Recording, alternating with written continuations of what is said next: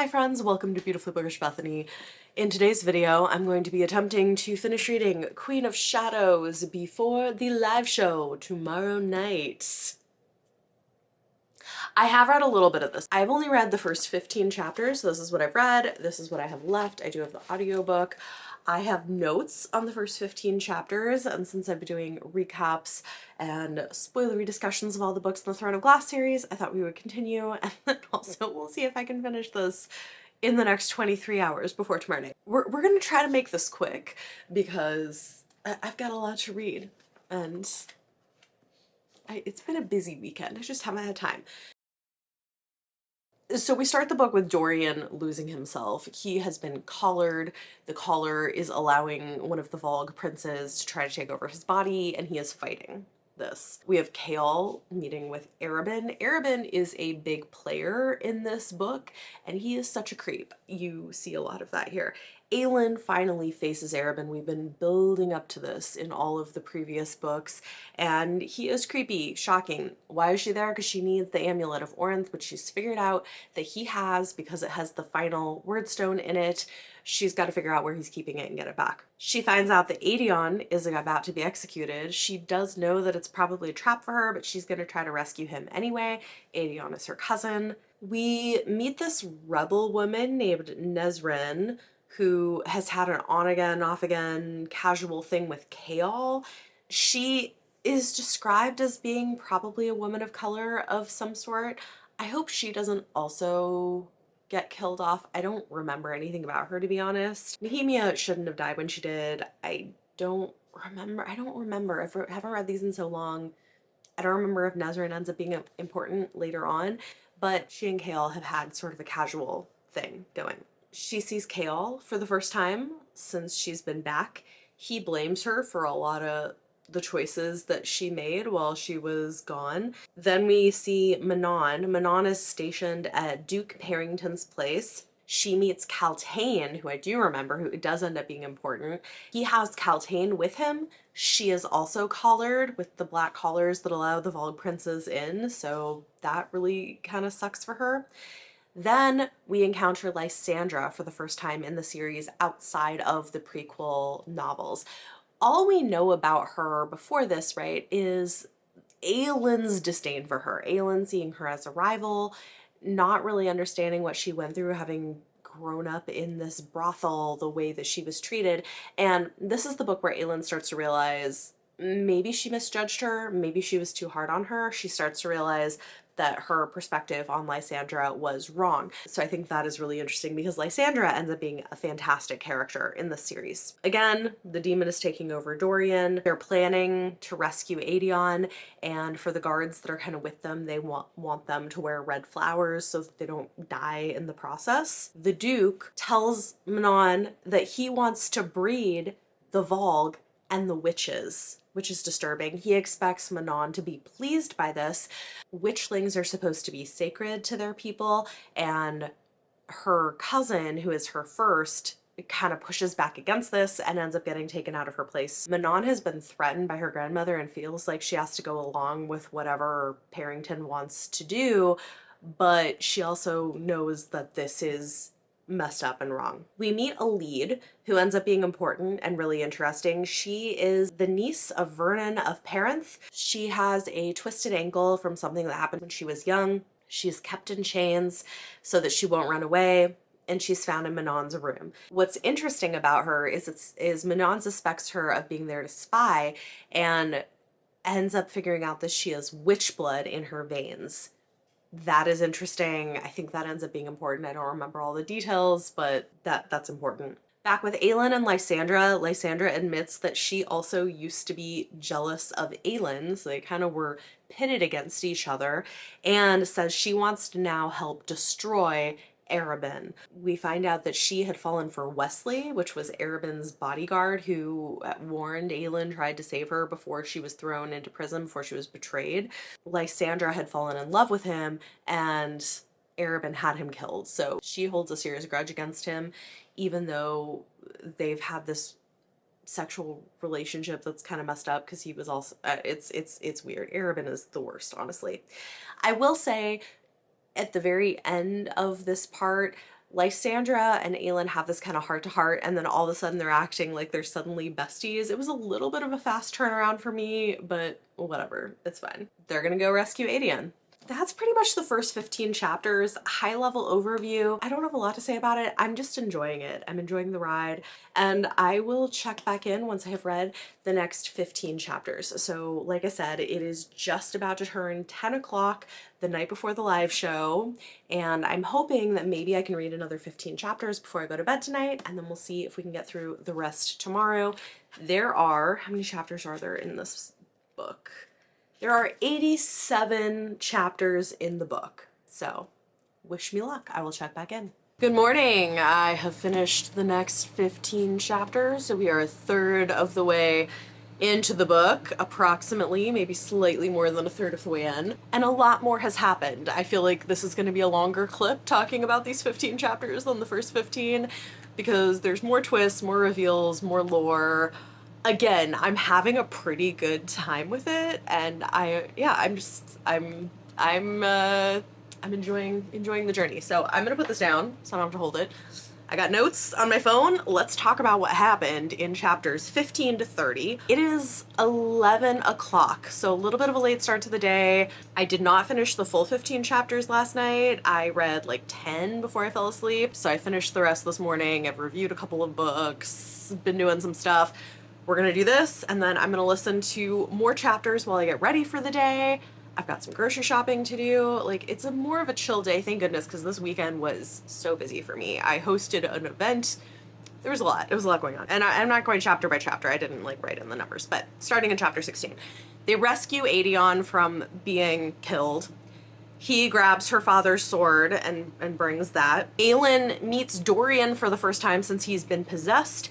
She is holding the sword. She almost kills him, but Nesrin steps in and stops her from killing Dorian. So she's like, okay, fine. He and she both like the bit of Dorian that still exists, and she both think that maybe it would have been better if she had, because she thinks there's no way out for him. But Nesrin's like, you're not killing my prince. Chaol is pissed at her when he finds out later on that she tried to kill Dorian. Dorian is still alive, still possessed. Lysandra helps them escape. She's such a great character, and she puts on an act for Arobynn of pretending to be who he thinks she is. He doesn't know she's teamed up with Aelin at this point. Then Lysandra finds out who Aelin really is, that she is not the Celaena she thought, that she is secretly a queen. She's not really upset about it though. She's like, okay, cool. Switching to Manon and Elid's perspective, we find out that Elid should have been the Lady of Parenth, but her uncle stole her father's title. And so this jogged my memory, right? I think she is Aelin's other cousin. She is the girl cousin who went missing that everyone assumes is dead. That's Elid. I had forgotten that piece of this. It's really interesting. As she's sort of serving in her uncle's castle and chained up and not allowed to leave because he doesn't want anyone to know she's still alive, she hears whispers of evil things being done under the mountain, people being sacrificed on black altars, etc.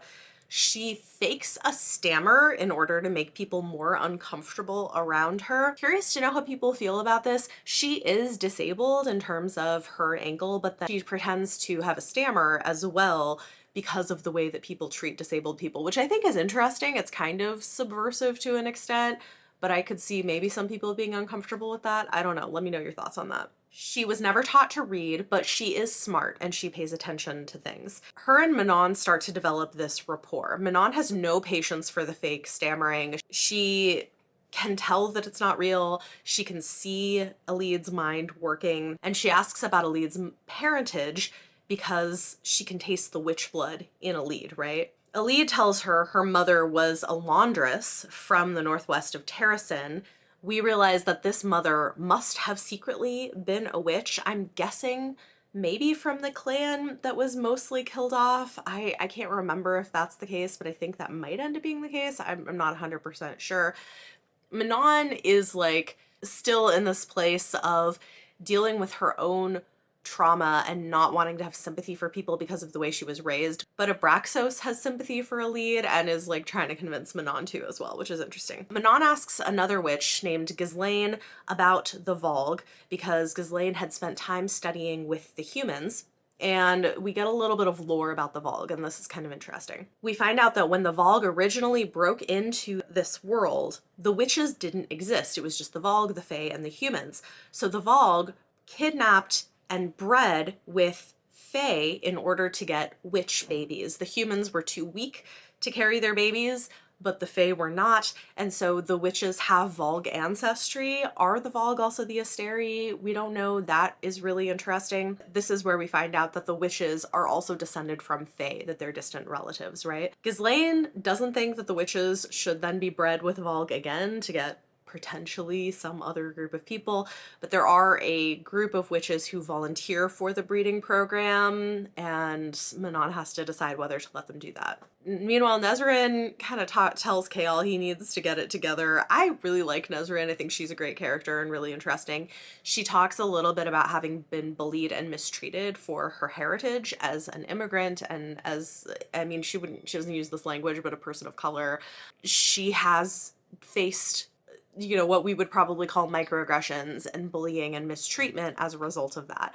And it just kind of takes Chaol to task for some of his stuff. Aedion and Aelin reunite. They're gonna have a moment together soon where they'll, you know, talk and reconnect. But from the very beginning, he can smell Rowan's scent on her. He doesn't know that's who it is at that point, but he can still smell that. Aelin and Arobynn meet. Arobynn is, as we know, the worst. They're in the vaults. They see the guards possessed by Volg in the vaults. They're drawn in by the bloody fights. Aelin's favor to Arobynn for helping her get Aedion out. There's a lot of A names here if it gets confusing. But she's supposed to get him a living Volg guard to kind of experiment on, I guess. And so he's like, we'll go fight in the pits and knock one out for me. So she goes into the pits, she fights the Volg, she gets pissed off and she kills it. And she's like, sorry, oops. And he's like, next time, knock it out. So he's not very happy about that. Lysandra is there for this. She's kind of playing into the supposed jealousy, but there's like a winking, like a side-eye winking type thing happening where she and Aelin know that really they're fine now, but they're making Arobynn think that they're not. Chaol sees Aelin in this fight where she loses control, where she's really vicious with this Volg guard. His worry is that one day, if she gets her full powers, there will be no checks on her and no checks on her power, which, to be honest, is a fair concern. But at the same time, maybe you should also be concerned about the lack of checks of power on your king. So he's in this place where he needs to make a decision about where he's going to be. We thought he did in the last book. He clearly is still waffling a lot on it. I don't remember this as much. I feel like I always really liked Chaol. I can see why some people find him irritating because he is so sort of back and forth. But at the same time, I get his concerns. It is a valid thing to be like, this woman is vicious and powerful. What's going to happen if she has no one to check that power and there's no political checks on her power? I mean, it's not a wrong thing to be worried about. During this fight, before she kills him, the Volg guard bites Aelin and knows from her blood what she is. He calls her a half-breed. That's when she kills him. Again, Arobynn is pissed. Arobynn does, however, tell her where Sam is buried. So she's going to have a moment where she's going to go to his grave. Asterin, who is... Why does everybody have A names? Like, there's so many A names in this book. Oh my god. So Asterin, who is Manon's second, tells Alid that her mother had witch blood. And Alid realizes that her uncle must know that her mother was a witch and must be wanting to use her for that, and must be part of why he's brought her where she is. And she gets freaked out and tries to run away. Except that telling her that was a trap laid by the witches. Manon is there when she goes to try to take money and stuff, and offers Alid a chance to decide if her blood runs blue or red. She's like, are you going to be allied with the humans or with the witches? And Alid is like, blue. Good choice, Alid. She is now officially considered a witch and therefore under Manon's protection, which is great. So then Aedion and Aelin go back to her apartment. They have kind of a catch-up moment. Aedion is amazed that she knows Rowan because he's like legendary and has his scent all over her. What he doesn't know is that Rowan has already taken the blood oath to Aelin, and this is going to be an issue, right? He's like, I still want it, it's mine, nobody's gonna get it, and he's thinking in his head, I'm gonna make sure Rowan knows that he's not gonna have it. That blood oath is mine. And Aelin kind of like lets him think, that no one else has taken it yet. She doesn't tell him what happened, which, yikes. Then they find out that the king has destroyed the shadow market because of what happened with Aedion. Chaol blames Aelin for this, and he's pretty hard on her. They kind of get into a fight. Again, I understand where he's coming from, but he is pretty hard on Aelin. It's interesting because on a reread, I'm seeing more of the things that people find irritating about Chaol. But at the same time, it is a really huge shift from somebody who was where he was, loyal to his king, and he's trying to reckon with all of that. I feel like maybe if we got more of Chaol's perspective and sort of inner world, we would understand this a little bit better, but we don't get as much of that in this book because there's so many other things going on, which I understand. I said Aedion is annoying and kind of controlling. I don't like Aedion very much. I think he has no personality. He's just kind of this annoying alpha male dude. Not my favorite character. Not really a fan of him, but whatever. Him and Aelin have a moment where they're comparing scars and like talking about the stories behind all their scars. She tells him that the Sword of Orinth, who was her father's, belongs to him more than her. She doesn't want it. Will she change her mind eventually? Maybe. We'll see. And then Rowan shows up because he was been told by Aelin to stay over in Wenlin across the way, but he has shown up. He has now cut his hair. His beautiful long locks are now short. I don't know why we always do this. Why do we always have to have dudes with short hair? Maybe it's because Sarah likes the short hair. I'm like, come on, keep the long hair. I like the long hair, but he cut his hair short. He's like, oh, it's more useful with fighting. You could have just like tied it up in a bun, dude. Whatever. It's fine. Aelin gets him to take a bath. They have kind of a scene where they're closer together. She gives him some of Sam's clothes, which I think is intended to be a moment of like letting Sam go now that she knows where he was buried, and maybe an inkling that there is a romantic potential between her and Rowan, because up to this point they're supposedly just friends, even though they have this blood bond. But as soon as he comes back on the scene in Queen of Shadow, it's pretty clear there is something romantic brewing between the two of them, and sexual tension. It becomes much more obvious. Rowan and Aedion get into kind of a pissing contest, battling for dominance, which is really annoying. Then Rowan tells them that Aedion's father was Gavriel, one of his kind of crew, which is really interesting. Aedion's mom never told him who his father was in order to protect him from Queen Maeve, who might have a claim to him through the blood bond with Gavriel, with the blood oath with Gavriel. But at this point, because of Aedion's connection to Aelin, if she tried to take him, it would be considered an act of war. So that's kind of a big revelation. That his father is Gavriel, so we've got this connection. Is it weird that, like, the different generations are in different romantic configurations because the Fae live so long? Maybe, but it's, you know, whatever. We have Rowan being struck by Aelin's beauty this time. Again, we're getting the building of this romantic and sexual tension between the two of them. He finally tells Aelin that the reason he came is because Lorcan is there too, and has probably been sent by Queen Maeve to do something, and he's there to protect Aelin. They fight over where Rowan is gonna sleep because he's worried how it's gonna look. She rightfully is like, no one should get to decide what I do with my body, even if that was what was happening, but like, who cares what people think? And because she's so annoyed, she wears like a little short lace nightie, and Rowan like can't stop thinking about it. So they do sleep in the same bed. Nothing happens, but he's thinking about it. Again, super clear there's more than a friendship there. Meanwhile, before all this happened, the other thing that Rowan had let slip is the fact that he had taken the blood oath, and Aedion is pissed because that was his blood oath, and he feels very territorial about it, because in Terrasen only one person would ever take the blood oath, even though other people could. And so the next morning, Aelin kind of makes up with him, and she's like, listen, you and Ren, who used to fight about the blood oath, you could both take the blood oath to me. It's fine. Like, Maeve has a bunch of people. He pretty quickly gives into this, but he's like, well, but I'm not going to do it until I see you crowned. I do think it's weird that he's not still more upset about it, but also, what is he going to do? Like, Rowan has it, so yeah, at least she's like, more people can do it. Doesn't have to only be one. Interesting. In the final chapter, it's very short, we have the demon inhabiting Dorian who shows him this secret room with chairs with 3 crowns from conquered kingdoms, and the demon suggests that soon, added to those crowns, may be kingdoms from other worlds. So this is where we start to get indications that the Vogue are not just interested in conquering this world, but other worlds as well. And again, this is where we get maybe links to the Asteri from the Crescent City series, possibly. It's all very interesting. Whew. Okay, so like I said, those chapters, there was a lot more to talk about.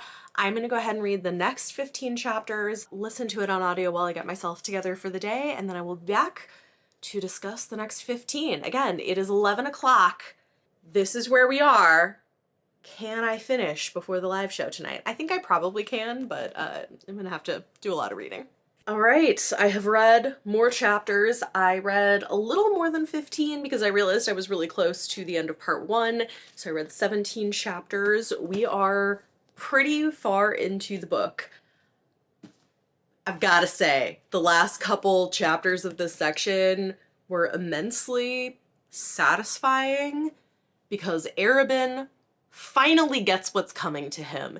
And it's so great to see all of that unravel. We're gonna get there. I have notes. A lot happened. I think after this, what I'm gonna do is just split this into 2. I've got about 155 pages left in the book, so I'm gonna do that in 2 sections. But let's start with chapters 31 to 47. So we begin with Manon, and there is a lot happening in this keep, right? Manon comes in to see Kaltain using shadow fire on a guard, some ability that's been awoken in her. It's very painful. They're making her use it to torture people just as an experiment, not for really any good reason. She's kind of like a doll. She's still in there somewhere, but just following orders. Manon is pissed because they've blocked her from seeing this Yellowlegs coven that was taken for the breeding program, and she's threatened that they'll have soldiers come in after them. She's pissed off but is cautious because of her grandmother's orders. Her grandmother also apparently didn't tell her that the witches were working together to make some kind of a weapon. Kaltain is also supposed to be some kind of a weapon. Basically, what we're getting in this first part of the book is Manon is slowly uncovering just how bad of a situation they're in that her grandmother has commanded her to be a part of, and she has to decide if she's gonna get in line or fight back. And it just keeps kind of getting worse and worse. She tells the lead that she needs to kind of earn her keep, go investigate what's happening to the missing Yellowlegs coven. So Alid starts following along the laundresses, which is really smart because I think what Alid is good at is not being noticed, posing as a servant, working as a servant, because usually people don't pay as much attention to them. She finally sees laundresses bringing in linens that are stained with blue blood, and she eventually is able to follow them to figure out where it is that they're going to drop off the laundry. She overhears her Uncle Vernon talking to Kaltain. She goes in there and he is trying to sexually assault her. It's really disturbing, and she can't really do anything. She's completely under control. Her uncle admits that he knows Alid's parentage, that her mother was a witch, so he was aware, which we kind of knew. He says her and Kaltain could be like sisters and kind of subtly suggests that maybe his niece will be the next person he assaults. Super, super creepy, but he leaves them alone for then. Alid asks Manon for poison. I was wondering, is this for Kaltain? Is she trying to like help her die? No, it's for something else, but we don't know that yet. We'll get there. We go back to Aedion. Again, Aedion's annoying. He, even though he's injured, is like, oh, I'm gonna fight Rowan to prove my dominance, I guess, which does not go well for him, like at all. He just pulls the stitches and is like, oh shit, Rowan is like way stronger than me, okay. We are told that Lysandra, when she shows up, has an uncanny way of sneaking into places unnoticed. I keep thinking, is this important? I think it is. I think it's a part of something we learn about Lysandra. I'm gonna put this down because this is like, it's a lot. There was an interesting moment. So Lysandra comes in after this fight. She's brought clothes for Rowan that will fit him better because Sam's were really too small. And she gives a hint that maybe she's bisexual. She says, I've never been with a fey male, or female for that matter. Again, I had forgotten or maybe not picked up on the first time that we do have a couple of side characters who are queer in Throne of Glass. And I don't think we have any canonically queer characters that I'm aware of in the ACOTAR series. I feel like we don't get as much of that being obvious until Crescent City. But it's interesting going back and seeing that, in fact, there were sprinklings of these even in Throne of Glass. That's interesting. Lysandra also comes with news that Arobynn had seen prison wagons filled with a bunch of missing people. So it turns out that the king has been looking at the lineages of the people that support him, looking for people who have the possibility of magic and then trying to cart them away to experiment on them. Aelin and Rowan have this really lovely moment where they go to what is now an abandoned amphitheater that Arobynn used to take her to a performance of once a year. The same one he took Lysandra to when he was trying to make her jealous and angry. It's now empty, and she and Rowan sneak in there and she plays the piano. They have kind of this lovely moment together. One thing that I realized is kind of interesting is that both Aelin and Feyre are kind of artists in different ways, because Aelin talks about music like art and Feyre does painting. I just find that interesting that her two main heroines, at least from the beginning, both are artists in some way. Chaol and Nesryn go and free those prisoners who've been sent off by the king. They kill all the Valg guards, and Nesryn is such a great character. She really holds Chaol to being honest about the fact that she's just a distraction for him, but he's also bothered by the fact that she doesn't really care, that she's happy to have him as a distraction with kind of a no strings attached relationship, but isn't bothered by the fact that he doesn't have deep feelings for her. That bugs him, because of course it does. Aelin has been going out at all hours of the night. She's had this dyed red hair. We find out why later on. And she has learned from Lysandra how to change her voice to sound like a man. So she's been doing things, we don't really know what. We find out more later, posing as somebody. She goes into the sewers trying to bait Lorcan, because she knows he's following her, into fighting the Valg, which works. He then catches up with her, threatens her, and Rowan, of course, shows up as soon as Lorcan threatens her. Rowan is like, I don't want you sneaking out alone again. And she's like, you just have to let me do this. You have to let me do what I need to do. Rowan reveals that Lysandra is a shapeshifter. He can smell it on her. And we find out Arobynn is not aware of this. He doesn't know this. She doesn't have access to her gifts because magic is gone, but it is something she was able to do as a kid. So this is interesting. This becomes really important later. She expresses that she especially enjoys shifting into things with claws. Again, take note. The other thing that I find really interesting is that she admits she's not even in her true form, that because she had been thrown out on the streets by her mother because shapeshifters are considered really dangerous, she learned to change shapes in order to protect herself, and one of the ways was to make herself prettier. And so when magic disappeared, she was in this prettier form, and she can't even remember what she originally looked like. Arobynn wants Aelin to deliver the Volkguard that she promised, and then join him for dinner along with two companions, Aedion and Rowan. Part of this is a threat so that, you know, she knows he's watching her. He's such a creep. He also sends this perfumed almond oil for her to wear all over her body. He just does so many like creepy possessive things. He's the worst. Again, really happy that he finally gets what's coming to him. We find out that back when she had baited Lorcan, who was the Fae, he was able to kill a weirhound, which Aelin was hoping would happen so that she could kind of see if they could be killed. And now that means the 7 others have his scent. So she's hoping he'll eventually have to kill the rest of them. That would make her life easier, because then she plans to free magic by blowing up the clock tower once the werehounds are not there to guard it anymore. Back into the keep, we have a lead, takes the poison and poisons bread rolls given to the laundresses, just enough to make them sick, and then takes the place of the one who delivers clean linens and clothing after washing them to the Yellow Legs coven. She is like sick, so sick, when she comes back to Manon and reports. A Valg prince with beautiful blonde hair opens the door, and behind there she sees that these women are in extreme pain and they've been having babies. They're developing really quickly. She's like, how many were they supposed to have? They've all had at least one. And she says, but they're not really babies. They're monsters. They have snouts and teeth of black stone, and the Yellowlegs witches were sobbing and asking for relief, which you know it's got to be really bad if the witches are sobbing. And at this point, Astrid, who is Manon's cousin, who has already been demoted to third for questioning her, freaks out. She kind of attacks and scratches Manon. She blames her for this happening, and Manon is like, what? This is like our orders. Astrid is really hurt that she allows this and is just gonna do whatever her grandmother says and won't actually fight for their people. So again, this is one more step towards hopefully Manon having her eyes opened that what's happening is messed up. Alid, after that, shares kind of her background and her story of having been the cousin to Aelin with Manon, and talks about how she's always carried the secret hope that one day Aelin might remember her and come and free her and rescue her, and that Aelin would become queen and her mother's sacrifice to get Aelin out would not go to waste.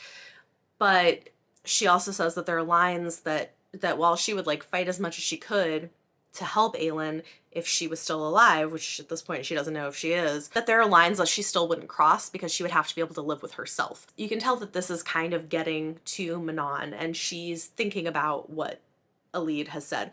I also just like this because Alid is this seemingly unassuming person who you wouldn't expect to be the voice of wisdom, to be as capable and as smart and strong as she is, and I think that the way that that's handled is great, despite her limitations. Back to Aelin and Rowan, they're like pretty into each other, they're noticing each other's attractiveness, whatever. They go to the dinner with Arobynn, and one thing that I love is that he sent the scented oil that Aelin's put all over her body as like a control thing, and so Rowan wears it too, and Arobynn's pissed about this, and I'm like, I love Rowan for that. It's great. They go down to the dungeons, and of course, because he likes to play mind games, he takes her into the room where she last saw Sam dead. And chained on the wall is this guard. Now, we know that she spoke to this guard who is inhabited by a Vogue beforehand and said something to him, so you kind of know at this point that what seems to be happening is not really what's happening. Aedion and Rowan are kicked out. He says, Lysandra's waiting for you upstairs, we'll be up for dinner. And while they're down there, Arobynn tortures this guard, trying to get information out of him. He finally admits, which we realize is not actually true. This is what he agreed to say in exchange for Aelin making sure that he'll die, which is what he wants, and not have to live with this demon in him any longer. So he tells Arobynn, yeah, we're controlled by these black rings, and the king has a black ring that controls it, but really it's through blood. He like tastes our blood and then he's able to control us. And Arobynn cuts off the ring, kills the guard, right? And then they go upstairs to dinner. While they're at dinner, there's this moment where Aelin and Rowan are like silently having this conversation with each other and blocking everyone else out, and Arobynn is pissed, and Aelin's like, oh, did you ask me something? It's like, he hates seeing her happy. He hates seeing her with somebody else. And you know, again, he's gonna get what's coming to him after everything he does. He's like, so how do I get you to stop messing with all of my business interests? And this is when we find out that Aelin, with her red hair, because Arobynn has red hair, has been going around posing as him and his cronies and saying and doing all of these things to get him in trouble and mess up his income and his business interests. She tells him it's because he set her up to go to Endovir to be imprisoned. He's like, no, I tried to get you out. What are you talking about? She lets him think that she's believing his lies in exchange for getting the amulet, right? She needs the amulet of Orinth because it's got the final word key. She needs to get that back from him. He does give it to her. She can feel the evil in it when she puts it on. Everything seems too easy. So when he's saying goodbye to her, it's just them in the room, he slides that black ring onto her finger that they had taken off of the guard and cuts her wrist and licks her blood and then gives her commands. And she pretends like she's gonna follow them. And it's clear that his plan is to kill everybody else out, control her fate, have her sleep with him, all these things. It's like really creepy. And she keeps up the act until they get into the privacy of her home, where she finally lets her guard down. Now, somewhere previous to this, around the dinner, she had slipped a note to Lysandra. We didn't know what the note said, But now we find out. The ring that was on the guard is a fake that Lysandra's jeweler friend had made. She contrived this as a final test for Arobynn. She has the real ring. And we find out that the note she passed to Lysandra said, he's all yours, because she was like, she deserves more than anyone else to have the chance to kill Arobynn. I can just be done with him, which accurate, honestly. She has been forced to have this sexual relationship with him, and he's awful. He's awful to everybody, but I'm like, you know, that works. So meanwhile, they're examining the amulet. On the back, they see there are 3 word marks carved on it. 2 of them they don't recognize, so I think later on in the series we'll find out what they mean.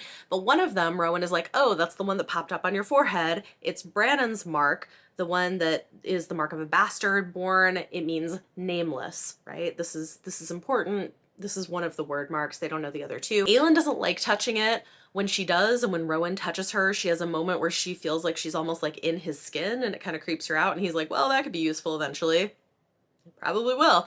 She hides it under the floorboards. My initial thought was like, is this stupid to put the super powerful thing under the floorboards? But she does have a fake.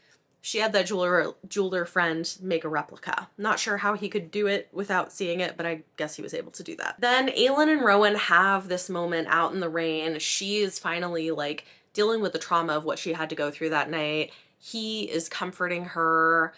You know, she kind of leans into him. They have a moment where they almost kiss. She's touching him, and then he freaks out and is like, don't ever touch me like that. And she's really hurt. And like, I know why he freaks out about it, but we'll find out more about that later. Meanwhile, we have Lysandra in bed with Arobynn, who is asleep, who has never doubted her. He's never bothered to see beyond her vapid exterior, and she kills him, and as we find out, not quickly, like slits his throat and lets him choke to death on his own blood.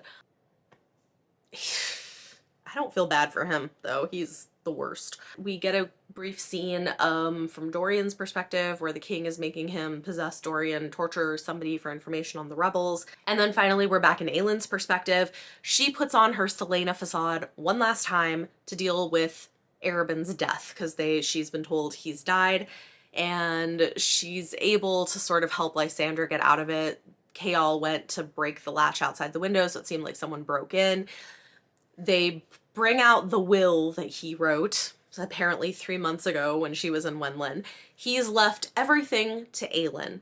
And Clarisse, who is the madam that Lysandra owes money to, is pissed about this because he told her she was in the will, and she technically was just saying he would pay off the debts that he owes to her. So she kicks out Clarisse and Lysandra, kicks out 2 other is about to kick out the other 2 assassins, and is like, Queen of Assassins sounds pretty good. But then she offers to sell them the house and the guild for whatever it's worth if they can get the money together. And it turns out that in fact she switched the wills in order to get Aedion the money that he needs for his army. And like this is where it's kind of cool to see, because you see all of the manipulation that Selena was doing that she probably learned for Arobynn and then used against him. You see it kind of come to fruition. In the original will, he left all his money to Clarisse and the house to one of those crony assassins, and only left that amulet to Aelin, which sucks. So she goes down, sees his body for one last time, and cuts off his head just to be sure. And that's the end of part 1. It was great. Like, very satisfying after all of the shit Arobynn has done to finally see him get what was coming to him. And yeah, I am enjoying the book. I will be back when I have read the next about 125 pages. Okay, it is 4 o'clock in the afternoon. I have finished the next 125 or so pages, so I read all through the end of chapter 64. I have 1 section left to complete the book, and the live stream is at 9 tonight. I think we're in pretty good shape. I think I'm gonna be able to finish it in time for the live show, which is pretty exciting. So yay, wish me luck. I do have to go do some grocery shopping after I film this, but again, I do have the audiobook, so I think we're gonna do it. I love this book. I forgot how much I love this book. It is really good, and I'm having a great time with it. A lot happens. So let's get started on my notes. What happens? Starting in chapter 48. One thing that is really exciting about this section of chapters is this is where we finally get character perspectives intersecting. People who've never met before are meeting, and that's really cool. It's like a fun beginning of what's to come. So we start in chapter 48. Manon, since Asterin had questioned her previously, Manon beats her publicly. Asterin just walks away. Manon feels kind of bad, but feels like she did what she had to do. The Duke wants a Blackbeak coven now. He's like, oh, your sacred vessels. Ew, gross. But this is where we see Manon realize it's not just that Yellowlegs coven. He wants more. This isn't going to stop. He wants to use more witches for this thing that is harming them. He also says he has a mission for the 13. Manon flies with Kaltain on Abraxos to an ambush of basically, what do they call them? The wild tribes. So I guess indigenous people in this area that supposedly there were resistors with them. And Kaltain comes and uses her magic to burn houses and kill people. When her magic gives out, Manon and the 13 are told to land and finish them off. Abraxos is reluctant to land and does it slowly, but finally does land, and Manon keeps going and does what she's been instructed to do, even though clearly you know this is not good. This is not okay what's happening right now. Aedion overheard this conversation in the rain between Aelin and Rowan, and he can see that Rowan wants Aelin, but he's kind of staying out of it. Aedion doesn't want Aelin to feel like she has to do everything on her own anymore. He's like, let me help carry this burden. You were going and doing all these amazing things, but like, it's not just you. You don't have to do this on your own, which I love. She's got this like growing family around her. There's tons of tension, so much growing like sexual tension between Aelin and Rowan, but she says she's sorry, that it was a mistake. But internally he's struggling because she is the first woman. He's had no strings attached things, but Aelin is the first woman to remind him of Lyria, and he feels bad. He's struggling because Lyria is dead, and he's now scared of losing Aelin. What happens if she also died, if he is falling for her, right? So like, we're seeing growth of feelings. We've got Lysandra keeping Evangeline safe. I don't know if I talked really about Evangeline. So the reason that Lysandra is still in debt to the madam that she works for is because she used the money she had to buy her own freedom to instead buy the freedom of this child, Evangeline. And the way that she managed to do it is she scarred Evangeline's face so that she wouldn't be, I guess, wanted in the brothel. Which, I mean, I guess there are questions about that, like why that would be enough. But either way, Evangeline is this kid who she's saved. They find out that some of the survivors of the Shadow Market, which had been destroyed by the king, had gone to hide in catacombs beneath the sewers. So there's something mysterious down there.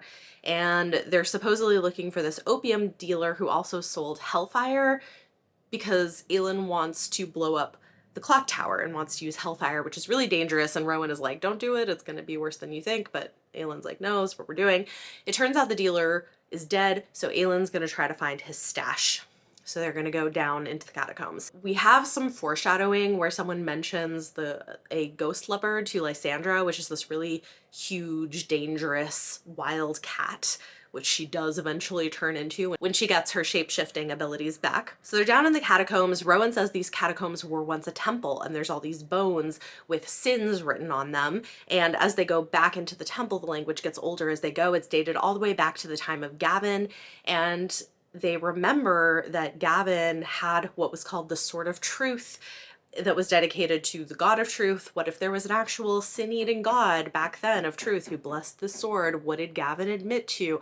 Really interesting like bits of lore mixed in here in world building. On the wall they see a carved Eye of Elena, so that shows up again, even though I don't know if Aelin still has that necklace, but she does have the sword, and when she's got the sword there, the floor rearranges, and on the floor it shows the story of Elena and Gavin meeting. And then something that has been wiped from history is the truth that one of the 3 Valg kings was left behind when the gate was sealed, and they never actually could kill him. They just locked him up in an iron coffin and buried him under a mountain after putting him to sleep. He is said to have looked like a handsome man with golden eyes, which is really reminiscent of the person that we know was in the room with the yellow legs, witches who were being forced to have these babies, right? So perhaps this Volg king is awake. His name was Erewhon, which is interesting. I'm like, is that a historical thing? Because it makes me think of, I'm always seeing on TikTok, the Erewhon Market's like this really expensive grocery store in Los Angeles where celebrities have these insanely expensive smoothies that they sponsor that are like 20 something dollars. I don't know. But it's funny that that's like the connection I make now, but Erewhon was the Volg king who was put to sleep in this crypt of iron buried in the Black Mountains, which is Morath. So they're like, well, shit, the king probably awakened him. Something's up with that, or is trying to awaken him. It was supposed to be guarded by a Leeds family, but we see what's happening. The 13 plan a conversation with Manon, kind of like an intervention almost. And she's upset about this. They say that their bodies are not to be used this way. They don't like what her grandmother is doing. They're trying to intervene and get her to wake up, and she's just kind of ignoring it at this point, but maybe listening a little. While they're talking to her, this man with golden eyes and a collar comes in, and a bunch of the witches start screaming in pain. Manon attacks him and asks if he was sent there. He screams, "Get away, get away," after seeing Manon's golden eyes, which is interesting. So maybe he's not the king. Maybe the king is still going to be awoken. Maybe this is just like a prince who has golden hair. I don't know, but this man, but he keeps shifting the way that he looks, and then he turns out to be Roland, and Manon beheads him. So Roland is now dead. We see what happened to him.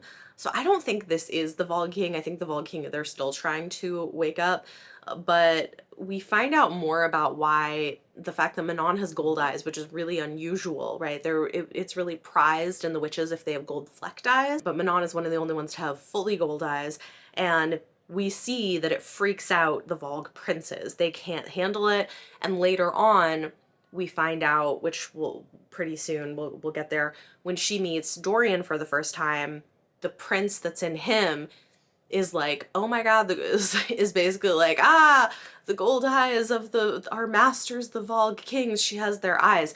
So we know, right, that the witches were bred from Fae and Volg, and that's where that gold eye seems to be coming from in the bloodline, but it's a powerful tool that Manon has it because it does freak out all the princes. Kaltain says that the leaders of this organization, like the king and the duke and whatever, want kings, not witches, implying that what they're trying to awaken these Volg kings, they don't care about the witches. That's what they're trying to get.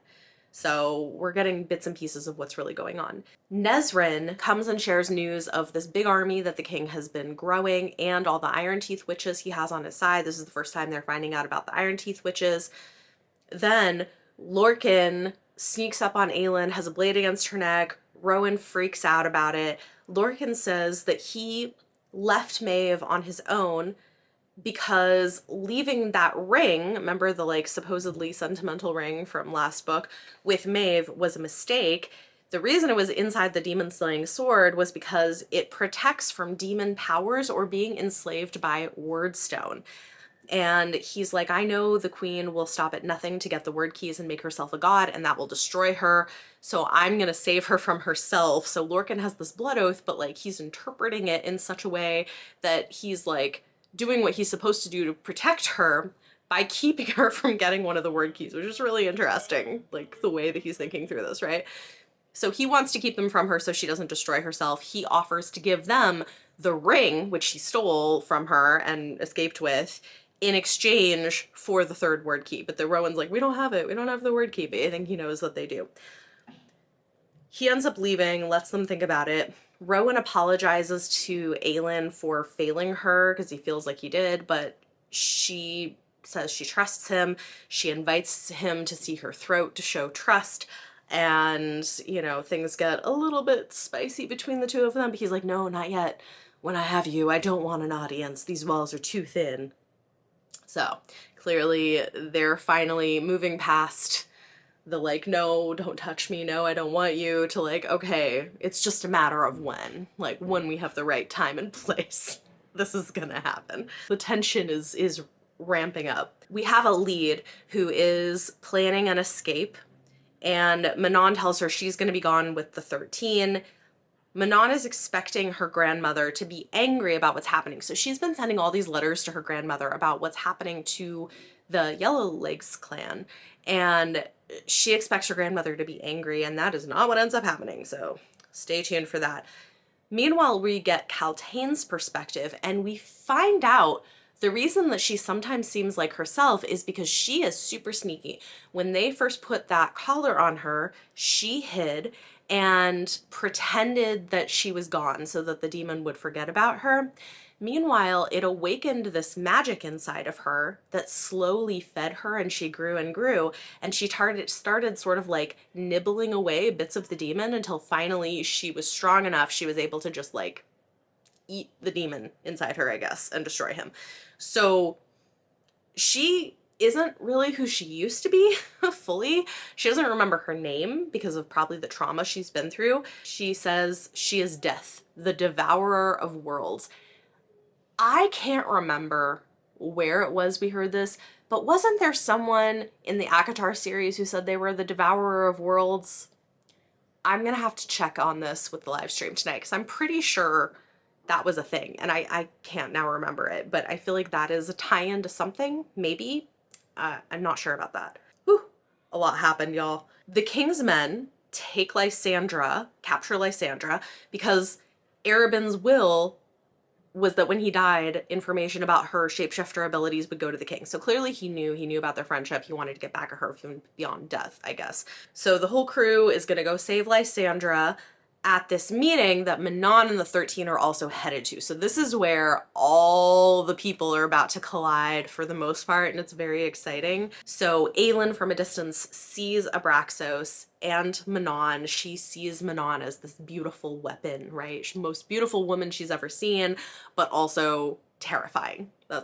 Which I love that. Love that for Manon. Chaol is there helping them get Lysandra out to get her to escape. Aelin promises she'll leave Dorian alone and won't try to kill him because Dorian is also there with his father, right? Manon meets the king. Her grandmother and the king go off so that her grandmother can show him this secret weapon, and she's left behind with Dorian.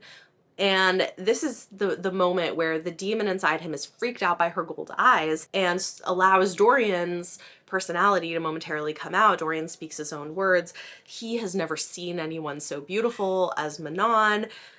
This is going to be important later. And when she commands him to give her his name, he briefly remembers because he had forgotten his name, and he says Dorian. And so when she says it, it frees him. So there is something to that like, people having their names, knowing their own names, has power over the Vogue, which I think is really interesting. Aelin and co free Lysandra quickly. Manon has a interaction with her grandmother who hits her for her whining letters and is like, get in line, this is what we're doing.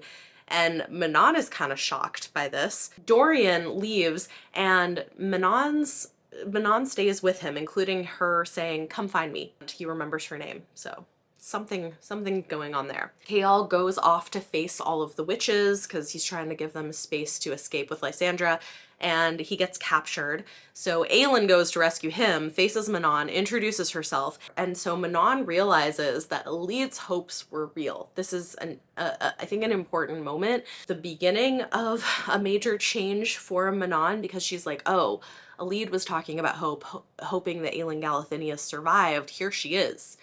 That's wild, right? Manon is about to let her go until Aelin kind of taunts her with the fact that she killed Bobby Yellowlegs, and then they're all pissed, so they start fighting. Aelin uses the blood of a soldier to do a word mark thing to capture the witches so they can't move, so they can try to run and try to escape. The witches are pissed. They come after them like shooting arrows. One arrow, Rowan jumps in front of Aelin and it takes him in the shoulder. Aelin commands him to run with the blood oath and faces Manon herself, and we get this like epic battle between Aelin and Manon, and they're pretty equally matched, which is fun to see, the two of them. I kind of love it. They're like fighting around this temple. Something sets off the weapon that her grandmother was showing, which we learn more about later, and this island with a temple starts collapsing and the bridge starts collapsing. Manon is about to fall. Aelin goes back to save her, saves her life, and Manon now owes Aelin a life debt. Because she's like, she's such a good fighter, it's a shame to just like let her die. So it's for all the people Aelin kills, she doesn't kill Manon, and they're pretty evenly matched there. From there, Aelin and co go to Nesrin's family estate. They see Fleetfoot. That's where he's been safely kept in the countryside. Nesrin's mom is a midwife who's able to help Rowan with his injury. Manon chooses not to tell the king about Aelin and everyone. She just says, oh, some rebels like freed Lysandra, basically. And part of this is because she does owe that life debt. We find out that the weapon that or at least the model of the weapon that the witches together, the head witches, had created is these mirrors that serve to amplify powers, but they're going to make much larger sizes of them. So we're going to see those later on in the final big battle, right? But it's like who can control them and who gets to use them to amplify power is going to be really important. Meanwhile, back at the keep, Elide is waiting and waiting for the supply wagons to come so that she can use her chance to escape, because that's her plan. They don't come for several days. Finally, they come. She goes back to her room to get her stuff, and her uncle Vernon is waiting there for her and knew that she was going to try to escape. He hurts her. He takes her and leaves her in a dungeon because his intent is to use her because she's a hybrid of Fae and Witch. And now that he knows for sure that she has that in her veins, he wants to use her for his own gain. Manon gets back and she is finally shown all of these reports and files. She realizes that killing the villagers and all these things were tests, and they've now decided to some extent that they can trust her. So she finds out about Aelin using fire magic in Wenlin, the fact that magic does work in certain places and Aelin has that ability. She finds out that they know Chaol is suspected of helping the rebels, and she realizes they've been testing her willingness to kill. Astrid wants to talk to her. Astrid was her cousin who, you know, she beat publicly. And they go off to a private place, and Astrid tells her information that Manon didn't know because she was off at the time, and Astrid never told her. 80 years ago, Astrid nearly died in a storm, was saved by a human man and healed by him and fell in love with him. And then when she was called back to the keep by their grandmother, because they share a grandmother, she had been pregnant, and the grandmother made sure she was super taken care of while she was pregnant, and she was worried about what was going to happen to this baby, and she starts planning to take her baby back to the father because she had fallen in love with him. But her baby ends up being stillborn, and the grandmother mistreats her over this, even though this is like a horrible thing you would grieve, and beats her and brands her on her back with the word unclean. So Astrid never went back to this man that she had fallen in love with. She would sometimes check on him. He aged, he grew, he died. And Astrid sort of like regained herself and decided that she would serve Manon, not her grandmother, because she believed in the possibility of who Manon could be and what could change.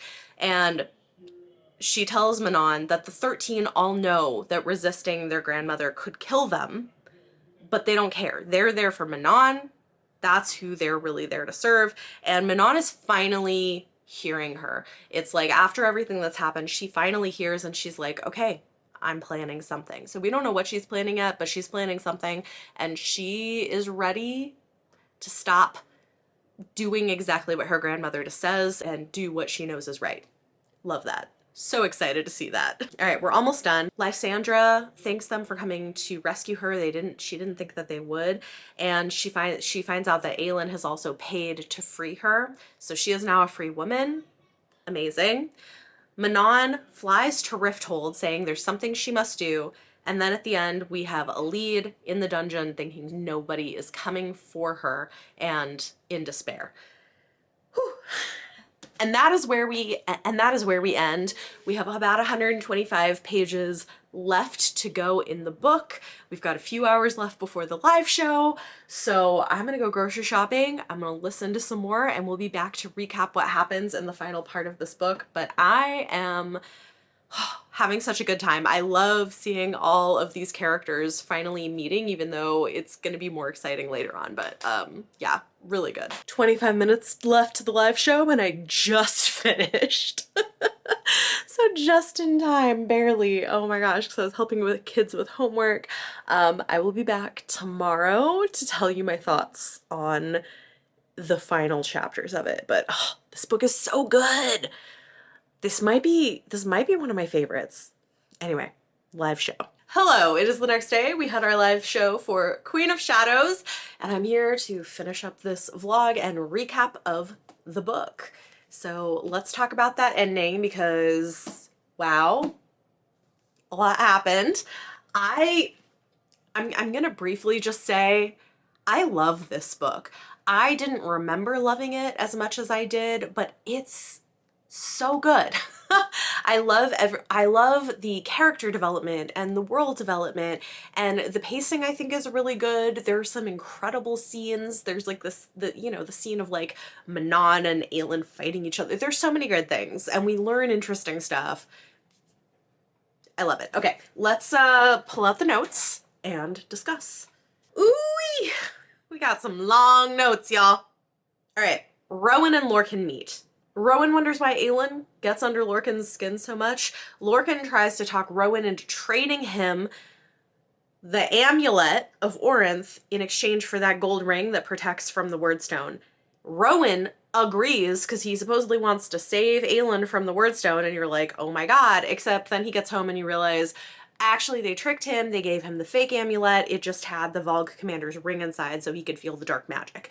So they now have the ring, he's got the fake amulet. The demon inside of Dorian doesn't want to think or speak about the children or offspring of their kings, which is interesting, including Manon, so there's something kind of powerful going on there. Chaol and Aelin finally have a heart-to-heart and sort of work out some of their issues, which was a long time coming. They needed to do that. Aelin suggests he should go for Nesryn. She's like, I think she's into you. You should go for that. Speaking of Nesryn, we find out that her family is from the city where the Torre Chesme is, and she and Chaol agree to explore what might be between them when all of this is over. Now, this is going to be interesting because we know in Tower of Dawn, Chaol ends up going to the Torre Chesme to try to get healed for his legs, which is what happens at the end of this book. Nesryn is going to go with him, which makes sense since her family is originally from there. Aelin's working on a plan to blow up the tower. Aelin comes out in this gold nightie that she borrowed from Lysandra. There's a kiss, and she's like, you'll get more if we survive this. And she says, you make me want to live, Rowan, not survive. Live. And I think that's a really sweet moment. We see the development of their relationship and how good they are for each other. I do like them together. She's getting ready to do this whole blow up the tower thing. They're planning to kill Dorian to sort of save him from this thing when they find a message written in Vogue blood that says the human is still inside him. Manon, as payment for the life debt, let them know the Dorian is still in there, and that changes everything for them. Aelin says, let's go rattle the stars, because of course we're gonna get that in here. Aedion and Rowan take a barrel of hellfire under the tunnels to go try to blow up the tower, so that's what they're doing. Meanwhile, Chaol and Aelin are heading to see the king. On the way, they see corpses in red and gold uniforms hanging off the walls. These are the guards that have been loyal to Chaol that have now been killed. Aelin goes in as Selena, announces to the king that she's back and that she's brought the traitor Chaol as a prize. She has masked her features a little bit with makeup, and she offers fakes of the rings of the monarchs of Wendlin, except, oops, the king already knows who she is and that she is Aelin. She's lying about this, and so a fight ensues. But she's like, that's okay, because Rowan and Aedion are gonna blow up the tower. Meanwhile, down there, they're being affected by all the Wordstone. They're getting nosebleeds and headaches. And then they find out that Lorcan lied. Lorcan had said that he had killed the 7 other Wordhounds. He did not. They're all still there. He'd given them Rowan's scent. So now they're having to battle 7 Wordhounds. Aelin is waiting for them to blow up the tower. It's the time they agreed on, and they're fighting, and it looks pretty bad. The king demonstrates his power over Dorian. Chaol offers anything if he'll free Dorian. The clock chimes noon. The tower is still up. It's supposed to have blown up. Aelin has pulled out the eye of Elena, and then she runs, and Dorian is chasing her, possessed Dorian, right? Chaol stays back to face the king.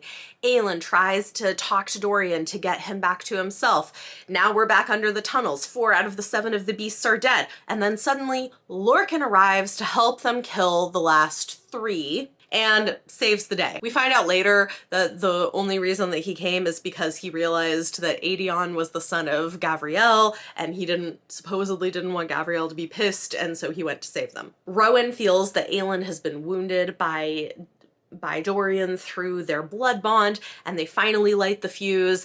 Right as they light it, hundreds of Vol commanders converge on them to fight, when suddenly the tower blows up, magic ripples back into the world, Manon is suddenly invincible and as she's flying, Aelin's wounds are healing and she has her fire magic back. Like, everything at the very last second is good. This is very cinematic, right? This is such a cinematic set of scenes where you're like, oh my god, what's happening? It's like a movie playing in your head is how it feels to me. We realize that Aelin had that ring and put it on Dorian in order to save him. It kind of forces the demon out of him because he's got that gold ring that they got from Lorcan. She hurls her magic at him, again trying to force it out. She's now healed. But meanwhile, Lorcan and Rowan's magic is starting to run out as they're facing these hundreds of Vol commanders and they're fighting. They expect that they're about to die, and then Lysandra comes in as a ghost leopard because magic is back. She can shift and she starts fighting right and left as her ghost leopard self and kind of saves the day. Love that. The king then comes out of the glass castle to face Aelin after having killed Chaol, supposedly. Which we know, if we've read this, that Chaol's not actually dead, but he says, oh yeah, like, he's dead. When he says that he killed Chaol, this is the thing that finally fully brings Dorian back to himself. He is angry, he snaps the collar off his neck, and then Dorian and Aelin hold on to each other and join forces, join their powers. They're both super powerful. And it says that they hold on to each other, connecting across time in all these different, like, past, present, future, including a strange place where they had been made of stardust and light. And all of this begins to fracture the king's power. As this happens, the king begins to look more and more human and tries to beg for his life and says that it wasn't really him, that he was possessed by a demon, and that Parrington is possessed by Erawan, the Volg king. Which is interesting because you would assume that the king would be possessed by the most powerful Volg, but no, apparently it's Parrington, and that Erawan's minion is in the king. And he says he tried to stop it from knowing Dorian had magic by building the towers. That's why he built them, so that it couldn't sense the magic in Dorian. And he also says that when he went to see Aelin as a kid, he wanted to find her so she could use her fire magic to burn the demon out of him. I don't know how much of this to believe. I feel like maybe some of it is sort of true. Maybe some of it he's told himself because he doesn't want to be the villain in the situation. Dorian is having absolutely none of it. And he does say that Chaol is actually alive, that he left him alive because there was some weird light around him.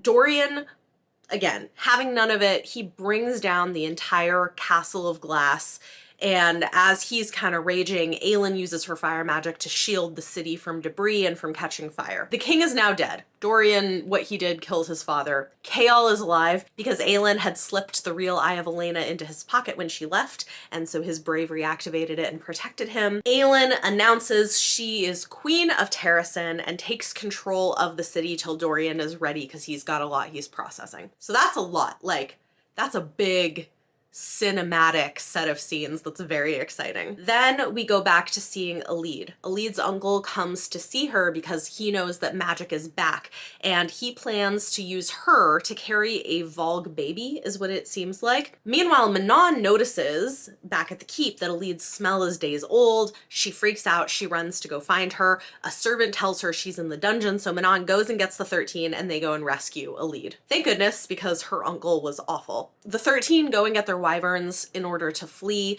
and there's a wise female voice talking to Manon, which is interesting. I don't know if this is Elena, if this is a goddess. It seems like maybe now she can hear whoever she is now that magic is back in the world, but feels like she's been protected by this being beforehand. It might be Elena, we don't really know at this point. Kaltain then tries to help them. She asks for Elide's gown because we know that Kaltain and Elide were said that they could be sisters. They look very similar, and she's like, they're gonna see what they want to see. So she's gonna pretend to be Elide so that Elide can fully escape. Meanwhile, she cuts open her arm and pulls out a black shard from it. This is the second Wordstone. It was in her. And she says after everything that's happened to her, she doesn't want to live anymore. She was the key or living gate.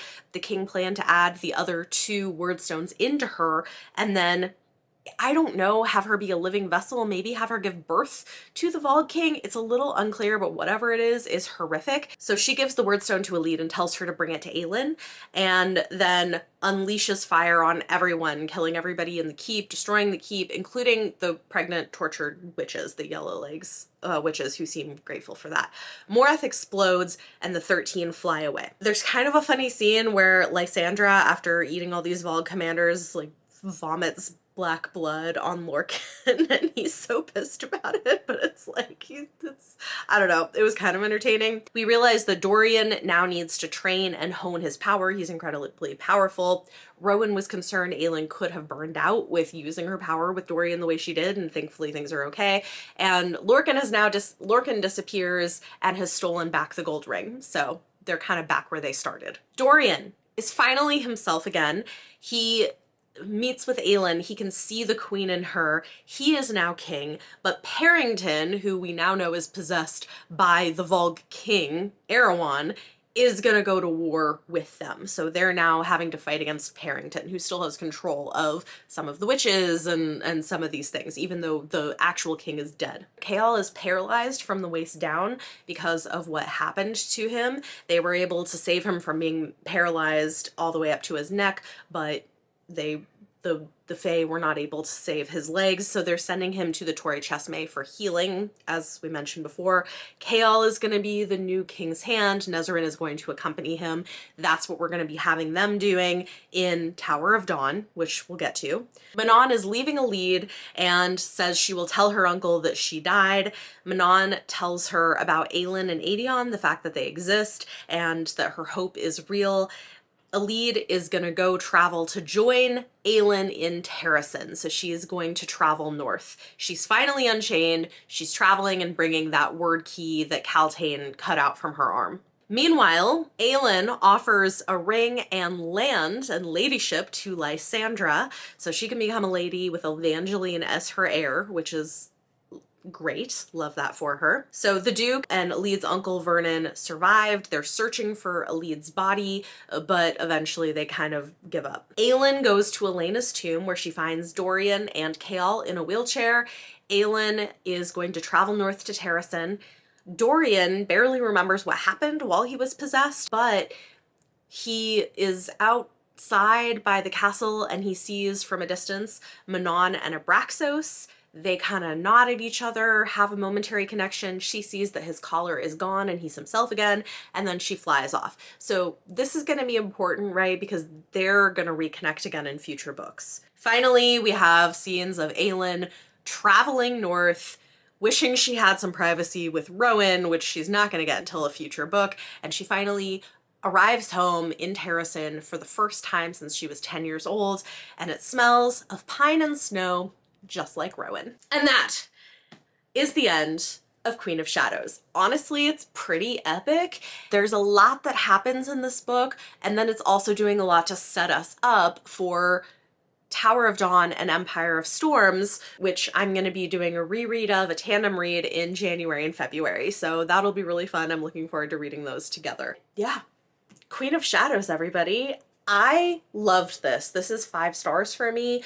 I think at the end of this, it's probably going to be among my favorite books in the series. It was great. Let me know your thoughts in the comments down below. If you've read this or reread this, what did you think? Did I miss anything important? I feel like this was just kind of like a quick recap, but it's definitely an exciting book. So talk to me in the comments down below. If you like this video, it always helps if you give it a thumbs up. Subscribe if you want to see more. Thank you so much for watching, and I'll see you next time.